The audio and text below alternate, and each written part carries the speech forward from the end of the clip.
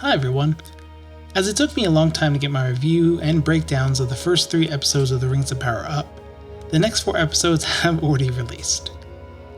In order to catch up, I'll be doing another combined video for episodes 4, 5, and 6.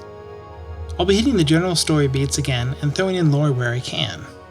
The goal is to catch up so I can get back to my Middle-earth 101 series as soon as I can, as well as having more time to devote to the final 2 episodes of the series. Starting with Númenor first, Míriel is clearly a conflicted queen, and I think she definitely has inherited some of her father's foresight.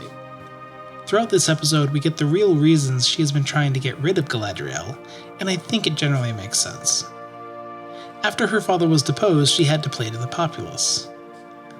I would wonder what her true thoughts of Pharazôn are, however, since he is so adamantly against the Valar and the Elves. Speaking of Pharazôn, he is clearly a populist leader and knows how to turn a crowd to his favor, though I have my doubts that he truly earned all those guild crests legitimately. It is also quite clear that the people only listen to the queen because he tells them to. Now, Galadriel, as a thousands-of-year-old elf, continues to confuse me. She is descended from kings and princes. She would have spent ample time around them to know how to deal with royalty. How she can't deal with Míriel is beyond me. It's unsurprising that she ends up in jail, and I'm doubting this is really her first time. Moving to Isildur, we finally get a name to the voice calling him, the West and the real Númenor, which is something that his brother Anarion appears to be involved with. We also find that Isildur's mother is dead, but we don't find out why in this episode. Isildur himself certainly comes off as listless here, and we see that his friends and relatives certainly don't have a very high opinion of him, placing all of his misfortunes on Isildur himself. Now, finally, as I waited an entire week for this, we get to Adar. His elven appearance, the orcs calling him father, along with a reverence for him, is likely the biggest giveaway to who he really is. He remembers Beleriand, and he can recall specific facts about it even, indicating that he was alive during the First Age. The fact that he releases Arondir, and does, in the very least, attempt to avoid an outright slaughter, indicates that he isn't completely heartless. For Bronwyn and the refugees, we see the effects of what the orcs are doing in the Southlands, as there's little food and nothing to hunt. Theo does sneak off to get food, yes, but I more get the feeling that he is looking for a reason to use the blade, to be honest. Plot-wise, this also seemed like a way for the orcs to discover he has the hilt, and kind of move things along here. On to Eregion, which was skipped over during the 3rd episode. We get another instance where a briefer prologue would have helped, since most average viewers will still have little clue who Eärendil is. Luckily, by the end of the episode, Elrond will talk about his father and fill in some gaps for the viewers. As well, I also have to wonder if we will ever see any part of Eregion besides this same room. The scenes in Khazad-dum really highlight how entertaining of a character Disa is, but I don't really understand them going out in the open and talking about the mine. It's almost as if Durin was asking for Elrond to find it. Now, we get another result of the compressed timeline here, with the dwarves just now discovering Mithril. In Tolkien's original lore, it was likely discovered long before this, and some legends indicate that Vingalot, the ship of Elrond's father Eärendil, was partially made from the substance. Regardless, the cave collapse indeed shows how perilous it is to mine, and other reasons exist that will be shown soon.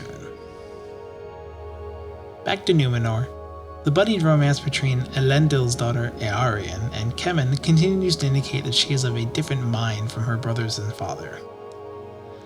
I'm unsure of how far this romance will progress in the show, but they likely have multiple seasons to develop it. Returning to Galadriel, it makes little sense that Halbrand has to teach her tactics for court, since, as I said before, she likely spent ample time there during the First Age. And speaking of Halbrand, this certainly was one of his more suspect moments. Give your enemy the tools to master what they fear so you can master them. The way he says this and words it, I just sense some malevolence about him. Regardless, I wasn't surprised to see her spend so little time in the prison, and I'm becoming less surprised to see Halbrand betray her while whispering in Pharazôn's ear. Aarion and Isildur bump into each other in Armenelos here, and she talks about him going west. This would be a different going west than the elves, as men are not permitted to go to Valinor. But this is clearly where their brother Anarion went, and I'm guessing this will push Isildur to do something which will make him worthy. As Galadriel breaks into his tower, we get our first look at Tar-Palantir, which I will note they do not call him this entire show. His condition is what Muriel was so sensitive about, as she indicates that few know of it.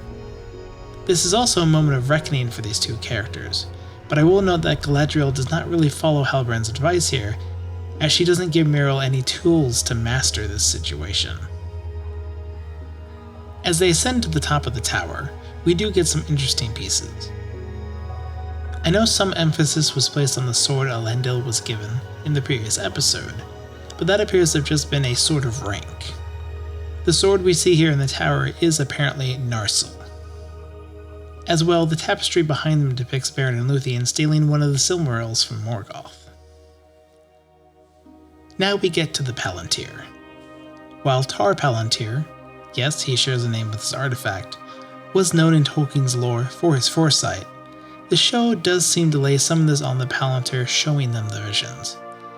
I'm not a huge fan of this change, because it seems to take away a quality that the character possessed, but it isn't really a deal breaker for me. As well, in the lore, the stones are actually given by the Elves of Valinor to Amandil, which is Elendil's father, and they were kept hidden by the Faithful. I don't really have an issue with Muriel being in possession of one, but I'm worried the show will actually stick with the other ones being missing instead of with the Faithful. Regardless, Muriel appears to be doing her best to steer Numenor towards the right path, but seems generally unable to sway the populace. Back to the Southlands, we find that Theo has yet to return to Ostirith. He appears to have waited in the well until nightfall, which I would call a rookie mistake, but perhaps has been overcast the entire time, and the wound on his leg is likely making running quite difficult. Once he finally tries to escape, I don't get why he isn't looking around every single corner. I could see someone chasing him down, but no way should anyone have surprised him around one of these corners. Arondir reappears here after being released by Adar, and the storylines in the Southlands finally start to rejoin. Honestly, I'm not a huge fan of how Arondir appears here, as I think how they rejoin with Bronwyn is actually a lot better and makes more sense. On to Khazad-dum, we get a look into dwarven culture that is typically omitted from the books and movies we have seen. Tolkien wrote far more about elvish culture, while the dwarven culture was always positioned as being more secretive. And we also get more of a feeling for the relationship between Durin and his father.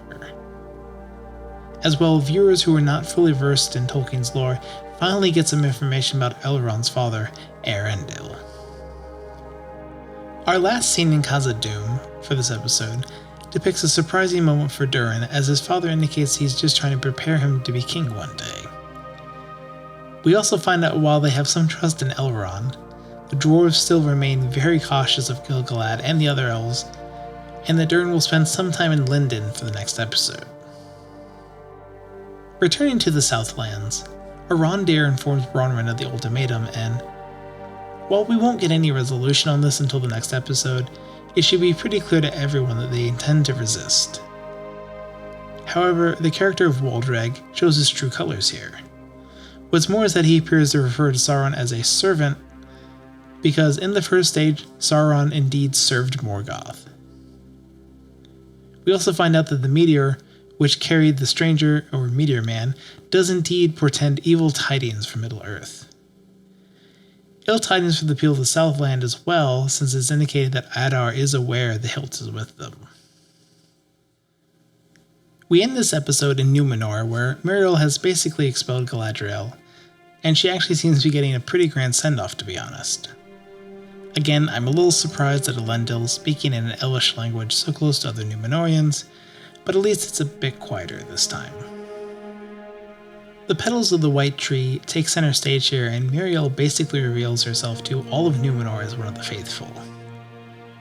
I'm guessing her grip on the throne of Numenor will be somewhat tenuous when she returns from the expedition. As well, we get Isildur's friends, Valandil and Antamo, volunteering for the expedition, which in turn spurs Isildur to volunteer. This appears to greatly alarm Eärien, and seems to generally just surprise Elendil. It also appears that Muriel has, at least for now, swayed her people, but we'll likely see more of how this really turns out in the final episode, as well as next season.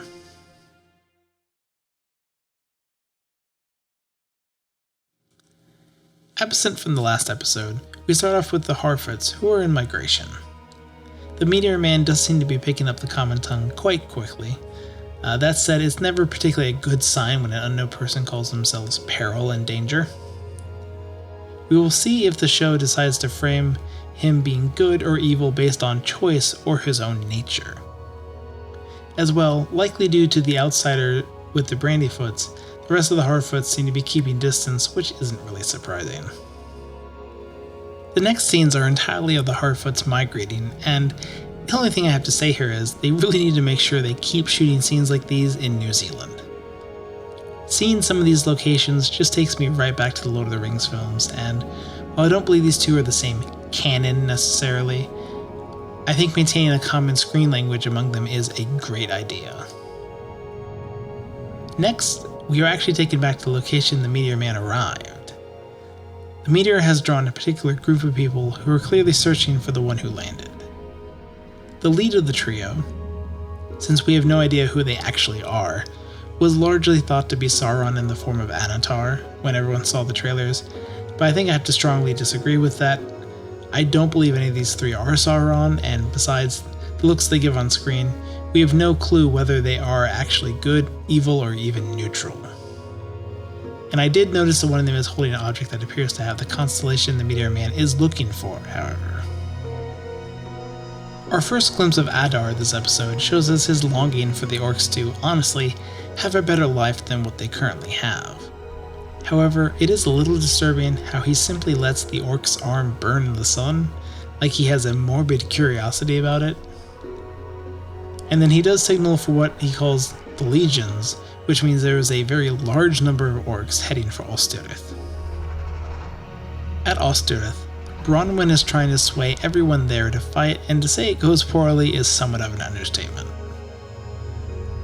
Waldreg makes his disdain for elves more public than it clearly was before, while also pulling a large contingent of people to side with the enemy, who he doesn't even know who is, and go to pledge fealty. I'm honestly surprised that Theo didn't go with him, but his talk of Sauron earlier was pretty unnerving, and I don't think I would follow that man at all. Over to Numenor, they certainly are gearing up for the expedition. We actually get some better looks at the Numenorean ships in profile here, and they went for the Greek trireme look. I don't really have an issue with this, but it isn't what I ever imagined the ships looking like for Numenor. I think I expected a more elegant design.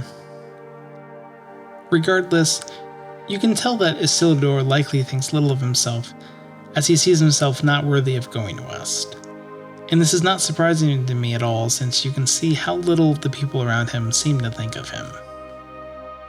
He seems certainly to have done things to earn that reputation, however, and I feel like a little more backstory would have helped flesh out these interactions. I do find myself somewhat confused over this scene in the palace with everyone yelling at Pharazôn. That's a lot of people, but the end of the last episode depicted pretty much overwhelming support for the Queen's plan. The sudden switch here is weird, as there wasn't really anything that appears to have happened to change the minds of the populace. Only Eärien appears to be consistent between these two episodes, though her reasons have yet to be outright stated. Halbrand has finally found his way to the Forge, which he seems to be somewhat obsessed with, to be honest. Note that he does appear to have a guild crest now, as this will come into play later. Muriel holds a war council, and it would seem that Halbrand is still not on board with going back to Middle-earth, wanting to stay in Numenor. I'm not particularly shocked that Halbrand did indeed sell out Galadriel to Pharazôn earlier, but I'm somewhat surprised that he did it just for the guild crest. As the Harfoots continue their journey to the grove, we see that the Brandyfoots have gotten closer to the rest of the Harfoots, even though Malva is urging Sadek to toss them aside. As well, I guess the love of mushrooms we see in the Fellowship of the Ring is an ancestral love from the Harfoots, since they seem to be enjoying them too. The wolves from the first episode finally make an appearance, and this really displays that the stranger is physically strong as well as possessing powers. Though, we see that using powers appears to possibly come with a cost for his physical body. Back to Numenor, training is underway for those going on the expedition, and Galadriel seems unimpressed, to say the least. Remember, she lived through the First Age and is likely used to dealing with horrors of a very high level, which these untrained Numenorians simply aren't at yet. I'm never really a huge fan of these one person takes on a crowd fight scenes, but it does work a little better here as it is all training and no one is trying to actually kill anyone. I would, however, be curious to see how Isildur's swordsmanship stacks up to the other Numenorians. Next, we move over to Pharazôn and Kemen, and we get some details here that I hadn't quite realized. And namely, that's that Kemen is Pharazôn's son. I was under the impression he was just an aide, but this does make a lot of his previous comments make a bit more sense. We also get a peek into Pharazôn's true motives here. And in Tolkien's original lore, Numenor had already pressed its power in Middle-earth at this point, getting tribute, materials, trade, etc. Again, the condensed timeline changes the order of events here. On to Miriel and her father. This is a very short scene, but we see Tar Palantir having a moment of clarity where he gets the news of Miriel going to Middle-earth. His warning is likely true, due to his gift of foresight, and darkness does appear to indeed await Miriel. Back to the Harfoots, the stranger, or Meteor Man, still has his injury, which I'm going to guess is well beyond the Harfoot's skill to heal. As he begins to freeze the water and mutters some sort of incantation, I get the distinct feeling, due to how he acts afterwards, that all of this is instinctual. He doesn't appear to do any of this on purpose, and seems confused after the fact. His words almost sound like black speech, but I don't consider myself expert enough on Tolkien's languages to really tell. And Nori is understandably shaken here, and will likely need to resolve some of her fear in later episodes. We go to Lindon for the first time since the first episode, and truly, I hope there are more scenes between Durin and Gil-galad at some point. The passive aggressiveness between the two is so palpable and it makes for a really entertaining scene. Yet, despite how entertaining it is, I really wish Gil-galad didn't come off so scheming and passive-aggressive. His attitude and temperament is really not what I wanted for his characterization, so I'm really hoping he grows into a better person and ruler in the next few seasons. After the meal, Elrond finally stands up to Gil-galad, which brings us to one of the more controversial additions the show has made to the lore. The Song of the Roots of the Hithaiglir attempts to provide an origin for Mithril. I'm not at all a fan of this song, to be honest, and I certainly side with Elrond that it has no basis in fact and is apocryphal. We do also get further scheming from Gil-galad here, but he at least seems to fill in Elrond with some of the information. I'm not a huge fan of this turn, to be honest, and I'll explain why later in the video. Returning to Numenor, Isildur is still trying to patch things up with his friends, but he has ulterior motives.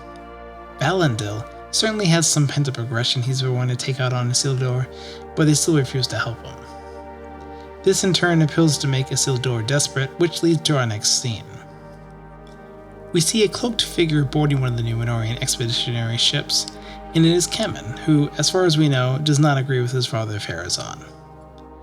In an attempt to burn the ships, he discovers Isildur has stowed away. Obviously a scuffle would ensue, and the moment that it happened, it was clear the ship was doomed. I don't quite understand why Isildur lied for Kemen here. Surely stowing away is nowhere near bad enough to offset apprehending the person responsible for actually burning the ships and potentially stopping him from burning the rest. Pharazôn pretty much immediately uses this as a pretense to avoid stopping the expedition, which, despite the earlier scene, makes me wonder if he didn't somehow orchestrate the ship burning. Over to Linden, we see that Elrond has let Celebrimbor examine the mithril, and I don't understand how that doesn't constitute breaking the oath. He let someone else know about the ore, and that's the exact thing he swore not to do. As well, the insinuation here is that the Light of the Eldar was a gift from the Valar and something they got in Valinor. But the Light of the Eldar, per the lore, comes from Eru Ilúvatar and is tied to Middle-earth. It isn't something that can simply diminish or be restored by the light of the Silmarils. My hope here is that this is all a lie, another deception, and yes, I'm aware I just complained about gil-galad being too deceiving, because it really flies in the face of the established lore in a way that just doesn't feel great. Returning to Halbrand, Galadriel attempts a pretty weak apology at first, which doesn't really seem to land. What Halbrand really wants from her is truth, and he does get it. Galadriel is definitely aware of the fact that she has taken on a darker role and seems somewhat afraid of it, to be honest. She does yearn for Valinor, but she refused it as she doesn't find herself worthy. Very similar to Isildur here. This does appear to be a more persuasive fact for Halbrand, though his decision will come in the later scenes. While the conversation between Halbrand and Galadriel is happening, we get shots of Waldreg and his followers reaching Adar and the orcs. From Adar's reaction to being called Sauron, I think it's safe to officially cross him off the list of possible Sauron disguises. And I'm a little surprised that Waldreg would agree to follow basically anyone but the elves at this point, even if it means sacrificing someone he knew from the village. We get a moment here between Arondir and Theo, which has been pretty rare so far. Clearly all the Southlanders have some level of resentment for the elves, which makes sense, but I figured that Theo would ease up on some of it after Arondir saved his life. This does certainly come into play as he reveals the hilt, however, and viewers find out that it is in some way tied to Ostirith, which was clearly built long ago before the elves came to inhabit it. In the end, after a moment of despair, they at least have a plan hatched for the coming battle, and the orcs are certainly approaching and look to be there soon. Our final scene in Linden, we do find that Durin made up his entire spiel about the rock during their earlier meal, just for the sake of getting his wife a new table, which, fantastic. Again, this is why I want him to have more scenes with elves that are not named Elrond. Furthermore, Elrond reveals to Durin about the need for mithril, and I'm still hoping this is some deception on the part of gil-galad, who, we find at the end, is watching this entire exchange. Back to Numenor for the end of the episode. Halbrand is struggling with whether or not he will try to take up the kingship right up until the last possible moment, or at least that is how it appears. That said, he does, and we get a full-on military parade as the Numenorians head for Middle-earth. We do as well find out that Isildur has indeed made it into the expedition, much to the dismay of Eärien. That said, it is soon revealed that his role will essentially be shoveling horse droppings. This scene, most of the rest of the episode, and the next have an issue I need to talk about here. How much time are we supposed to think has passed? The timelines are getting a little confusing. Is this training days, weeks, a month? How long will it take for them to reach Middle-earth? Exactly how long has Halbrand been working in the forge, since his armor is unique and I doubt he would wear armor not made by himself? This is where just some simple mentions of days in the Númenórean storyline could have helped a whole lot.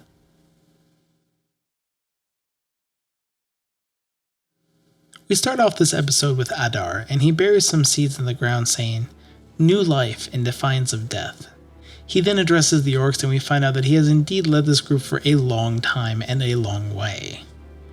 The travels described are lengthy and had them crossing large parts of Middle-earth, especially in the north. What's more is that he sees himself as a liberator for the orcs. Pretty much anyone else who has led orcs in Middle-earth has done so as a master of slaves. As the orcs approach Ostirith, the silence and lack of defenses should have really told them not to enter. The strategy of collapsing the tower is only viable because this was indeed a structure before the elves came to the Southlands. They merely adapted it for their purposes. It's a pretty clever tactic, but one that Adar should have seen coming.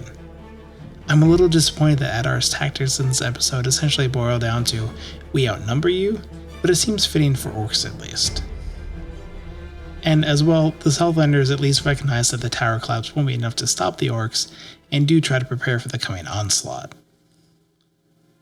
Next is the first view of the Númenórean expedition in the open waters, though they already seem to be nearing the end of their journey. Isildur is restless, but it appears that Halbrand is as well, watching all that happens around him.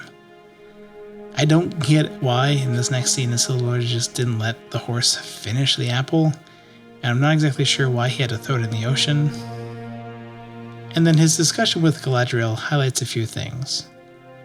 First off, Isildur is very eager to be away from Númenor, as he believes it no longer is the real Númenor. As well, he seems quite interested in elves. Once Elendil appears, however, we do find out that his mother drowned, but we're still short on the exact details. I do want to note here that we are finally giving some measure of time in regards to the voyage. Elendil states that it will take a day to sail up the river and another day's ride into the Vale, and this is as the sun is rising. Remember that detail as we move through the rest of the episode. Back to Bronwyn and Arondir. Like many magical objects in Middle-earth lore, it appears you cannot simply destroy this coveted hilt. In fact, Arondir trusts no one, not even Bronwyn, when hiding it. I have to wonder if he would have been so untrusting had he been among other elves instead of humans, though. Regardless, their plan to fortify their own village is, I think, generally flawed. Yes, there only seems to be one road in, but nothing is keeping the orcs on the road. As well, they have no clue the enemy numbers, so I find the reassurances given somewhat hollow. As night falls on the village of Tir-harad, the orcs arrive and the Southlanders spring their plan into action. On the surface, I don't really have any major issues with this battle sequence, but I'm a little let down by how it progresses. The defenses and traps put up by the Southlanders are essentially rendered useless by a single kick. And as well, why are large numbers of the archers on roofs with basically no cover? Only Arondir and another archer on the one roof that actually has anything to hide behind. Additionally, there is no rear guard from what I can tell. Yes, a large grouping of the Southlanders are behind the tavern, but they seem entirely focused on when to advance to their front. An archer or two focused on the rear would have prevented the two with the most cover from being completely taken out of the fight. As the battle progresses, Arondir has to resort to more close quarters tactics. Honestly, I really would have preferred to see him fight with his regular weapons here, a form of short sword it seems. Hand-to-hand combat is fine, but there's precious little swordplay in this series, sparing the last episode, for lore which has a keen focus on its blades. Also, the fight with the large orc is especially brutal and more gory than I thought this show was really going to go for. As the battle comes to an end, the Southlanders appear victorious, and I can forgive them for celebrating, but there is no way Arondir should believe this was all the orcs. The reveal that they were fighting some of their own people in addition to the orcs was, I think, to be expected. It's not like men haven't fought on the side of orcs before, and the Southlanders are famous for having done so. As Arondir begins to realize that not all the orcs have even appeared, we see the point of the entire endeavor for the enemy. Arrows fired from darkness end up eliminating almost anyone who is outside. I was actually somewhat surprised that Arondir was not hit at all, but sadly, not surprised at all to see that Bronwyn and Treadwell actually were. The scene in the tavern is particularly brutal for Bronwyn as her wound is tended to by Theo and Arondir. Honestly, I thought she might die here as the camera work, edits, and music did a better job than most shows at keeping me unsure. Once we see that Bronwyn has survived, Adar appears, letting us know that he did indeed survive the collapse of Alstirith. A sizable number of orcs accompany him, and the focus here is entirely on the doorways of the tavern, as it should be. Moving away from Tir-harad, the Númenóreans have made it ashore and are riding through Middle-earth. I didn't notice any recognizable landmarks through the shots, but the mountains we see are likely the Ephel-Duath, which surround the lower part of the Southlands. Back to Tir-Harad, as the orcs break through both doors of the tavern, we see a surprising amount of restraint from them. I honestly expected them to start killing people immediately. Adar, however, clearly has a strong hold on these orcs, who obey him without question. The indiscriminate killing that begins after Arondir unsurprisingly refused to give the hilt is, honestly, pretty horrifying and in line with how we typically see the orcs, though. I also was not surprised to see that Theo did give in to save his mother, and once Adar has the hilt, we do get a rumbling which heralds salvation for the Southlanders. As Adar goes, it seems, to give the hilt to Waldreg, Numenor appears. This battle is fine for what it is. It's nothing spectacular, but it generally makes sense. As Valandil, Ontamno, and Elendil all fight the orcs, we find that Isildur is with the Queen's Guard, and this makes sense as he really is just a stable sweep for this expedition. However, I guess that Miro could sense his eagerness and allows him to fight. One of the issues I do have with the battle here is that there are a lot of horses just standing still with their riders on them. I would expect them to be moving constantly, since that is one of the advantages of being on a horse. As Elendil is knocked down, again, I was also surprised here to see that Halbrand saved his life. Again, after he saves Elendil, Halbrand is also just sitting there stationary. As Galadriel enters the fray and finds Arondir, the chase begins with Adar seemingly fleeing with the hilt. I actually like this chase far more than the battle before it. We even get a similar shot with Galadriel urging her horse to run faster, similar to that which Arwen does in the Fellowship of the Ring film. This is fitting since Arwen is actually the granddaughter of Galadriel. And somehow miraculously, Halbrand appears to get in front of them and knocks Adar from his horse. The following scene has Halbrand on the verge of killing Adar, who claims to not even recognize him, though Adar clearly did him great harm. Only through Galadriel's words does Halbrand stay his hand, or so it seems. Returning to Tir-Harad, the battle is over and the Númenóreans are generally resting. Isildur has clearly repaired his friendship with his friends, as Valandil has gotten the two of them a spot on Galadriel's next mission to hunt down any orcs that escaped. Then the scene transitions to Galadriel interrogating Adar. This is, so far, one of my favorite scenes of the show. Joseph Mawle, the actor portraying Adar, absolutely steals the episode, if not the whole show here. The pain he has endured and his beliefs in the cause come through so clearly. That said, I'm a little let down by the reveal of who he really is. I really wanted him to be Maeglin, an elf from the First Age who was present for the fall of Gondolin. And the entire reason for that was any potential for the flashbacks to that time would be incredible. That said, many people guessed this beforehand, and it is revealed that he is indeed one of the first orcs twisted by Morgoth. You can tell as he recounts his time with Sauron after the First Age, that Galadriel starts to get uneasy with the actions of Sauron and perhaps even has some pity for the orcs, right until the point that Adar claims he killed Sauron. To counteract this, she seems to go into a rage and slides hard back into her previous ideology. She is near to slitting Adar's throat when Halbrand miraculously arrives just in time again. As they both leave, Adar asks Halbrand who he is, but he does not answer at all, mysteriously. Away from Adar, Galadriel confides in Halbrand that he pulled her back from the edge as she encourages him to be free of whatever Adar did to him. Very curious here that Halbrand chose the word bind, granted that Galadriel did use it before in the second episode. There is certainly a connection between the two and both have felt it. That said, I don't think the connection is romantic in any way. As the village feasts with the Númenóreans, Miriel and Bronwyn get to meet and Halbrand is introduced to Bronwyn. She almost immediately recognizes his crest and asks if he is the king that they were promised. I'm sure I'm not the only one here who found his simple answer, yes, to be a little odd and out of place. Galadriel then gives the hilt to Arondir. Noticing Theo skulking, Arondir goes to him and essentially tells him not to feel bad for giving up the hilt. Theo expresses that he misses the power it gave him, which may portend darker things for him in the future seasons. Though I must give props to Theo here for being the only character to actually check what is wrapped up, as we find out they haven't retrieved the hilt at all. Waldreg is in possession of the hilt and returns to Ostirith. As the blade reforms, it acts as a key and unblocks the water that has been dammed by the fortress. The water flows into the lower parts of the Southlands, and then we cut over to Isildur and Elendil as they have an actual moment where they connect.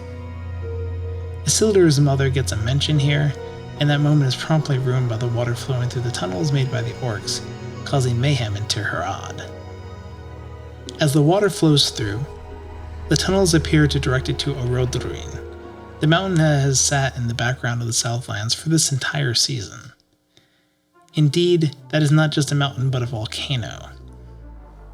The water flows into the magma and causes an eruption, and apparently this can actually happen, that will irrevocably change the Southlands forever. Being as most of our primary characters are currently present in Tir-harad, this episode ends with most of their fates being uncertain. Galadriel especially seems in shock, as she lets the waves of destruction wash over her.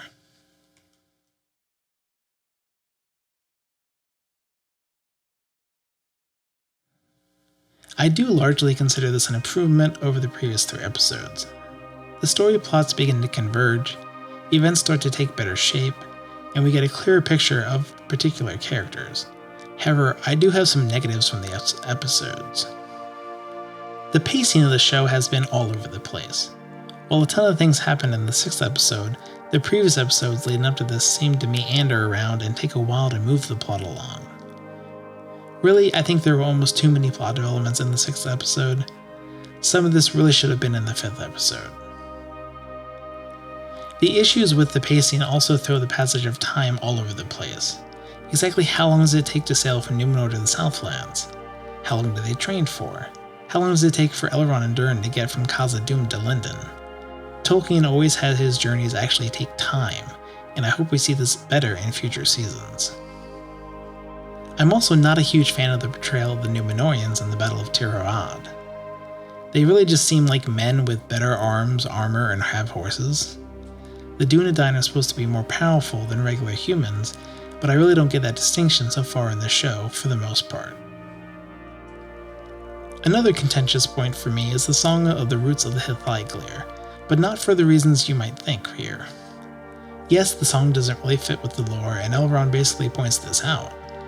And I have no issue with songs, poems, or lays being created for the show, as Tolkien only wrote so much before he passed. But if you're going to make up this song, to fit in with Tolkien, I feel like you need to actually make the song, if not portions of it. As for the content of it, I still think it's another deception in some way, but I don't know for sure. Now for some positives. Adar and Arondir are by far the best characters in this show. In fact, the entire plotline of the Southlands has been the strongest, which, from the trailers, I wasn't really expecting. Not to mention again that Adar is completely stealing the show. I'm happy to see that he escaped because it means we, hopefully, get more of him later in this season, and hopefully the next one. And finally, we have to ask, where's Sauron? The best bet is that he's hiding in plain sight. Honestly, my money has been on Halbrand since the 3rd episode. The last episode only cemented the idea more firmly in my mind. When he asked Adar if he recognized him, I feel like he was trying to see if Adar recognized him as Sauron. If he had, he would have immediately killed him on the spot. Same with refusing to answer Adar when he asked who he was. All the little clues, the words he uses, the glances, really point to Halbrand. I suppose it could still be the stranger or another character we haven't met, but only the last 2 episodes will tell. As always, I want to say thanks for watching. I was hoping to get this one out sooner so I could review the 7th episode in its own video, but I'll likely be doing another joint review for episodes 7 and 8 due to time constraints. After that, the season will have wrapped and I'll get back to my Middle-earth 101 videos. Again, thanks for watching, and Namarie.